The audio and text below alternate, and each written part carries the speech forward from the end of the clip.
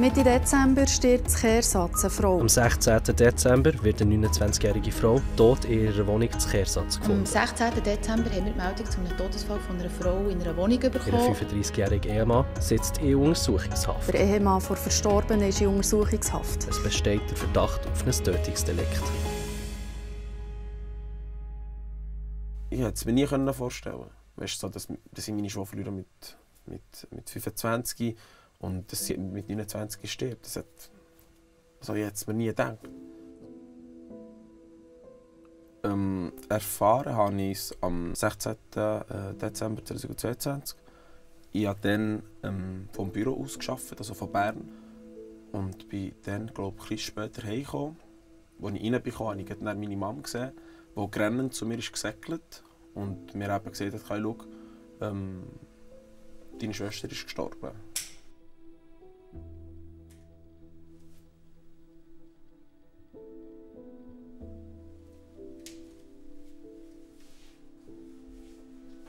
Als ich zu ihr gefahren bin, war eine Polizistin dort.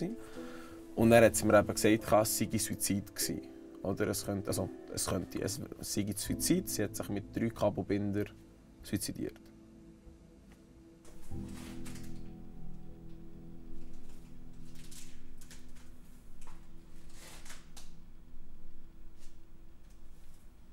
Das Bild hier.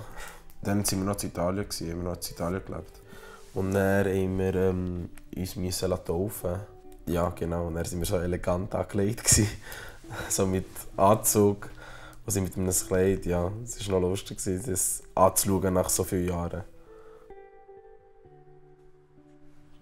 Und am 22. Dezember haben wir erfahren, dass es doch kein Suizid war, sondern dass der Mann der Täter ist.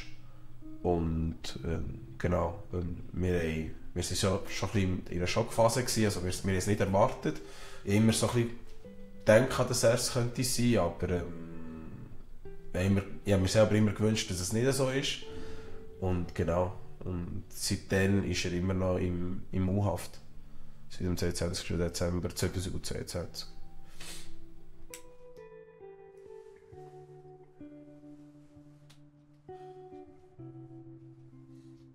Wenn du unter Kollegen bist und wenn du eben am Arbeiten bist und am Shooten bist oder einfach in deiner Routine drin bist, dann ist alles gut, dann merkst du es nicht mal. Aber wenn du allein bist oder wenn du Lust hast, hey, ich will meine Schwester besuchen, kannst du ja gar nicht. Oder? Sie hat oft geschrieben, also wenn ich Geburtstag hatte oder wenn sie irgendwo war.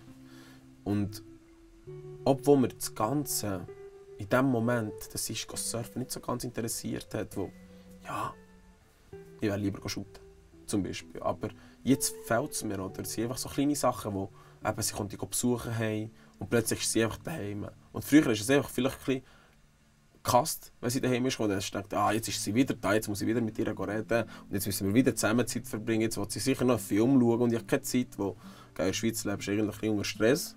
Also du musst das und das und das und das machen.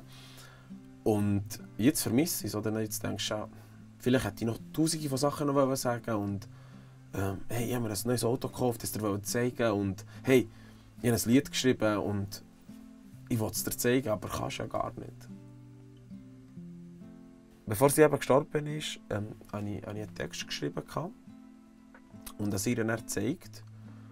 Und dann hat sie eben mega gut reagiert. Hat ja nicht mal erwartet. Sie sagt, nee, du kannst es mega gut und so, warum machst du es nicht? Mach es doch und so. Und dann habe ich gedacht, ja, irgendwann mache ich es. Und genau, und jetzt, wo sie eben nicht mehr da ist, habe ich dann gedacht, hey, komm, ich mache mal ein Lied daraus und ja, ich tue mal das einhalten, was ich ihr versprochen habe. Und es hilft mir auch mega als Therapie. Es ist so eine Art daran erinnern, hey, schau, du bist zwar nicht mehr physisch da, aber du wirst ja nie sterben, solange ich mich mal daran erinnere an dich. Du wirst ja immer irgendwo leben. Irgendwo. Moonlight, splende come la moonlight tonight. Ti sento vicina, non sai cosa darei per riportarti in vita per sempre. Resti la mia luce come dal fime. Moonlight, splende come la moonlight tonight. Ti sento vicina, non sai cosa darei per riportarti in vita per sempre. Resti la mia luce come dal fime.